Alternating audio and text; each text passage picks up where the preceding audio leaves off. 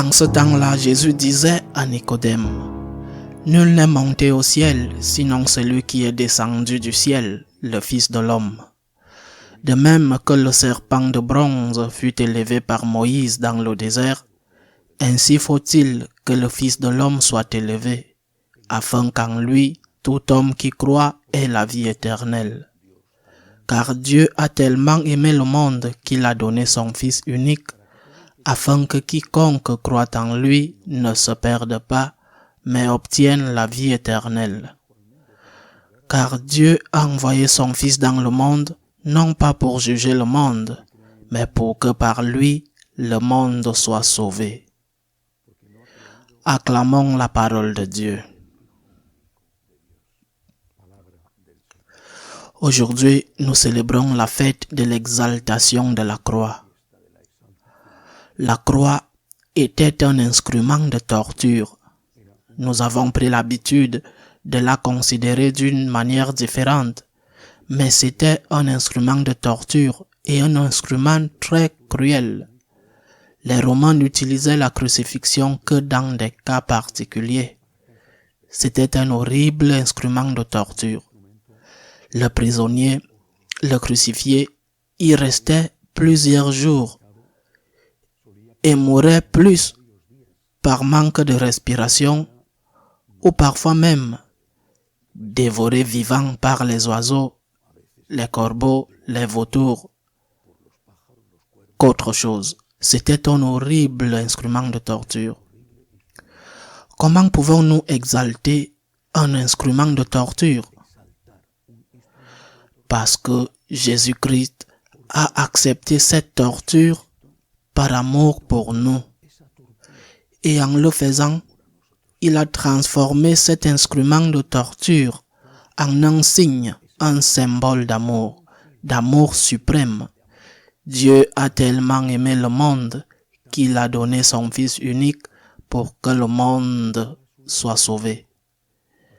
C'est pourquoi quand nous les catholiques, les chrétiens, mais surtout les catholiques, portons une croix autour du cou, ou quand nous l'affichons dans nos maisons, ou même dans les salles de classe, des écoles et des universités, nous n'exaltons pas la torture, mais nous exaltons l'amour qui a conduit un Dieu fait homme à accepter cette torture. Quand nous voyons une croix, nous voyons celui qui est sur la croix, le crucifié, l'amour crucifié. Et devant cet amour crucifié, nous tombons à genoux pour le remercier. Seigneur, je ne te mérite pas. Qui suis-je? Et même, qui est l'humanité entière pour avoir reçu tant d'amour de toi? Cet amour que Jésus-Christ proclame, Dieu a tant aimé le monde. La mesure de l'amour de Dieu, nous en avons la preuve, nous en bénéficions sur la croix. Le Christ nous aime sans mesure, au plus haut point, jusqu'à donner sa vie. Et face à cela, j'insiste, il n'y a que la plus grande gratitude que nous pouvons donner. La plus grande adoration que nous pouvons donner. Le Christ crucifié est la preuve de l'amour. Mais cette gratitude doit être sentimentale. Mais elle ne peut pas être uniquement sentimentale. L'exaltation de la croix signifie nécessairement que ceux d'entre nous qui remercions Dieu pour tant d'amour devons aussi être prêts à accepter nos propres croix. Le Christ a uni sa croix à la nôtre. Celui qui veut être mon disciple, a-t-il dit, qu'il prenne sa croix quotidienne et me suive. Par amour pour nous, il s'est laissé crucifier. Par amour pour lui, nous devons accepter notre croix. De même que la croix a cessé d'être un instrument de torture pour devenir un symbole d'amour. De même, face à des problèmes de toute nature, nous ne voyons plus seulement le problème, nous voyons le Christ dans ce problème. Je reçois continuellement des courriels de personnes qui vivent des moments difficiles pour de nombreuses raisons.